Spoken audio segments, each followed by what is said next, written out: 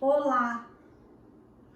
Estamos de volta com os nossos estudos do Livro dos Espíritos de terça-feira à noite, como sempre fazemos na Associação de Beneficência Espírito Consolador. Aos nossos amigos que gostam de estudar, que gostam de entender, o nosso abraço. E vamos dar início às reuniões públicas, como sempre fazemos, com uma prece inicial. Senhor Jesus, Mestre querido, nós agradecemos imensamente a oportunidade feliz de rememorarmos os teus ensinamentos à luz da doutrina espírita. A nossa gratidão, Jesus, pelo entendimento, por esta doutrina que nos explica a realidade da vida em todas as suas dimensões. Obrigado, Senhor, muito obrigado por todas as oportunidades e por todo o aprendizado.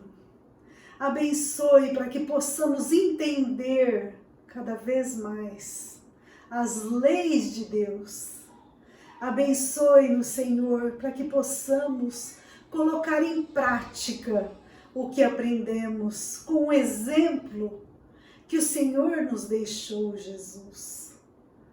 Que a tua paz esteja sempre presente em nossos corações e que nestes instantes, nessas fases que estamos vivenciando de pandemia global, possamos ter paciência, bom ânimo, fé e esperança.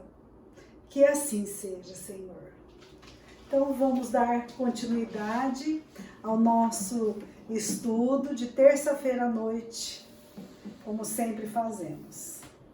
Olá, nós estamos estudando o capítulo 2º, que trata do mundo dos espíritos. E estamos vendo a intervenção dos espíritos no mundo material, né? Vimos a penetração dos espíritos no nosso pensamento, né?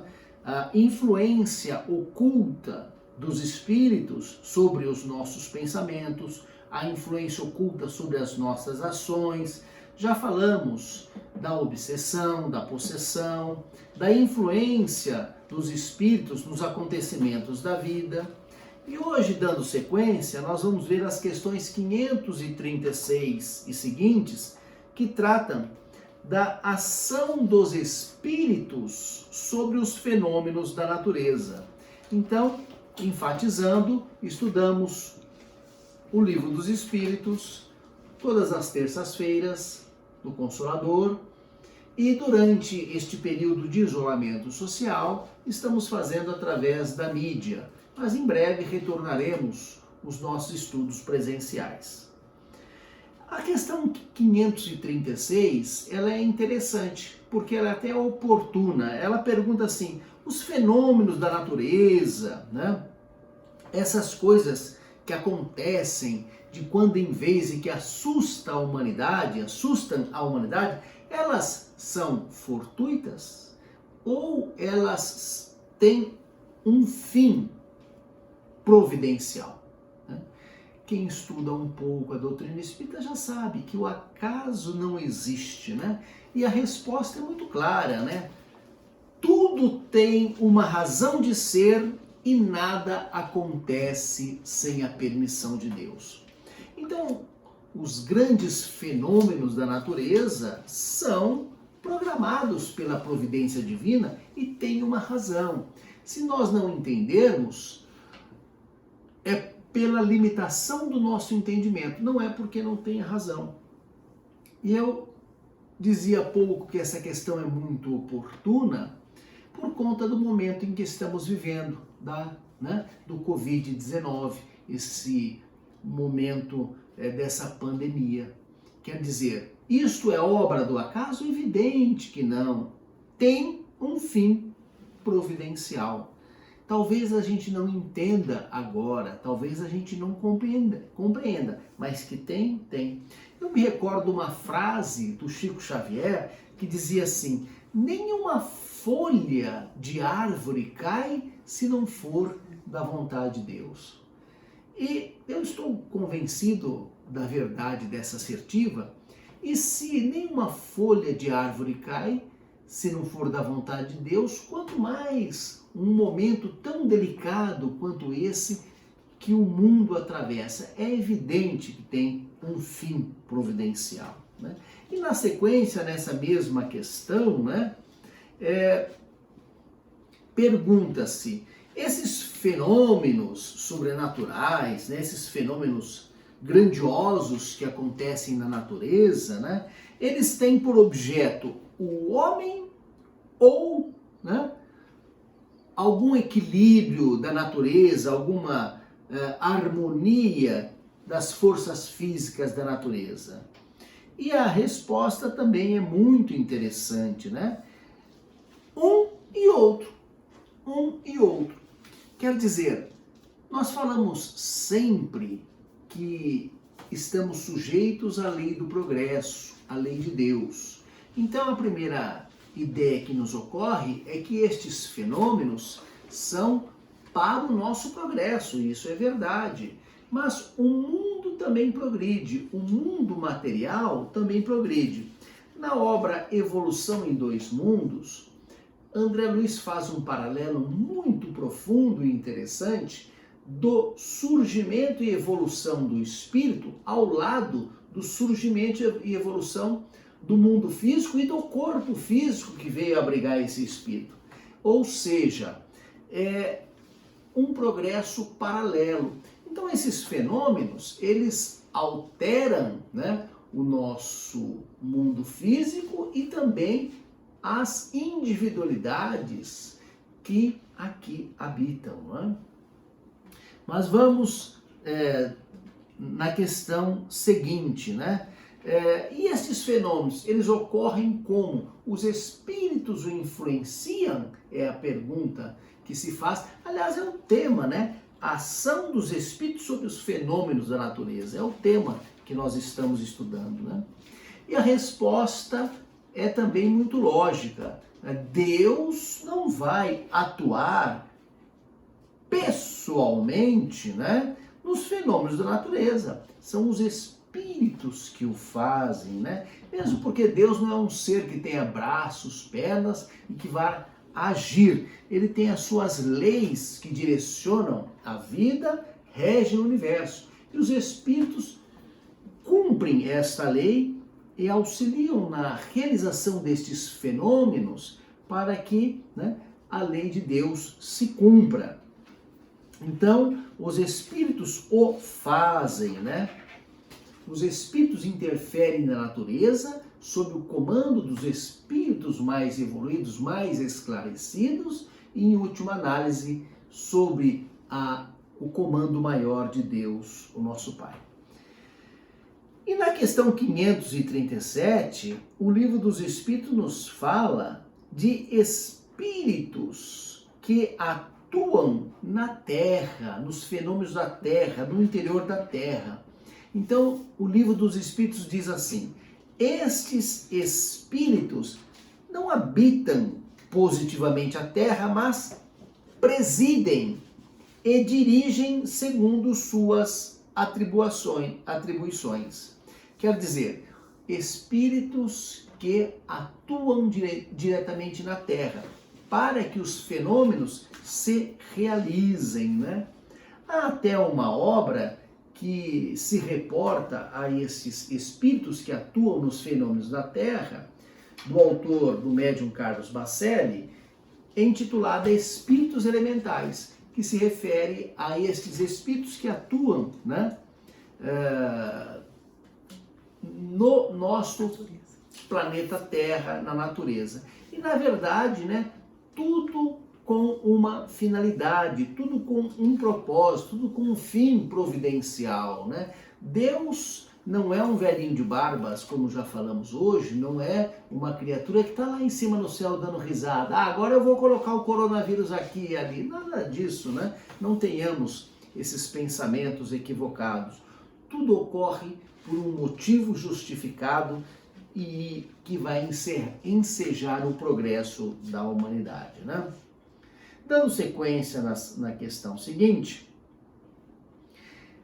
pergunta-se lá na 538, mas esses espíritos que atuam nos fenômenos da natureza, eles são espíritos que já habitaram a Terra, já encarnaram na Terra, ou são um tipo diferente de espírito? São os mesmos espíritos. A resposta é, já habitaram ou vão habitar, são mais ou menos evoluídos, mas são espíritos. Então, quanto mais braçal, digamos assim, quanto mais material a atividade a que se presta uma criatura, menos evoluída ela é.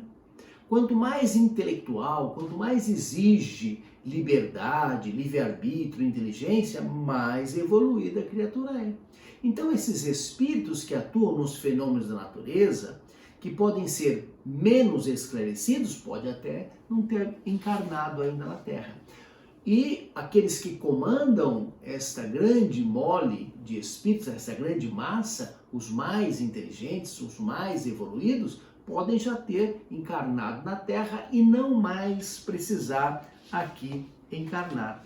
Então é a questão 538b, né, que trata exatamente disso. Eles são superiores ou inferiores? Depende. Atividade mais inteligente, superiores. Atividade mais braçal, mais material, né, menos inteligência requer. Da mesma forma que acontece aqui na Terra.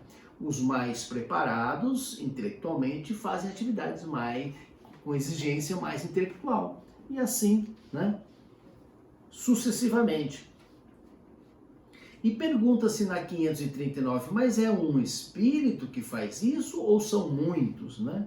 E a resposta, massas inumeráveis, são muitos, são incontáveis os espíritos que atuam na natureza, né?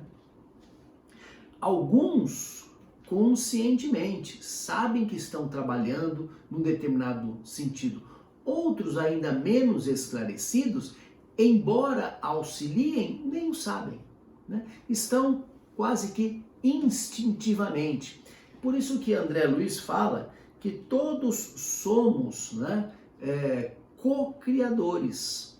Repetindo as palavras de Jesus, vós sois deuses, podeis fazer o que faço e muito mais. E o próprio Evangelho que nos diz que fomos feitos à imagem e semelhança de Deus. Ora, se Deus é o Criador de todos, então somos, como filhos de Deus, também criadores. Então todos trabalhamos, todos nós, eu me reporto aos espíritos, encarnados ou não, trabalhamos para o progresso da humanidade, para a realização das leis de Deus. E quando nós dissemos aqui que os espíritos atuam nos fenômenos da natureza e alguns não esclarecidos sem o saber, nós poderíamos exemplificar o que ocorre aqui na Terra e que nós vemos, nós testemunhamos. Então, quando alguém faz algo errado, pela lei de Deus, ele vai sofrer uma consequência, é a lei de causa e efeito. Pode ser que o ofendido não cobre o ofensor. O ofendido, ele é uma criatura que perdoa, que não se vincula, que nem se atinge com a ofensa. Ele não sofre, ele se liberta daquela desinteligência. Porém, o ofensor deve. Se o ofendido não vai cobrar, alguma criatura vai cobrar. Alguma criatura infeliz, limitada, não esclarecida, como tantos aqui que habitamos na Terra, vai se aproximar daquele que praticou uma ofensa e tem uma dívida pela lei da afinidade e vai causar um mal àquela criatura, propiciando que ela resgate o débito, o compromisso que ela tem para com a lei de Deus. Olha só que interessante, né? Um ofensor que está fazendo mal para alguém na verdade, está permitindo que alguém se liberte de uma ofensa pretérita, está fazendo com que alguém evolua. Então, até do mal, Deus tira bem, como sempre repetimos. Então é isso, um espírito agride uma criatura e inconscientemente ajuda aquela criatura a resgatar um compromisso pretérito.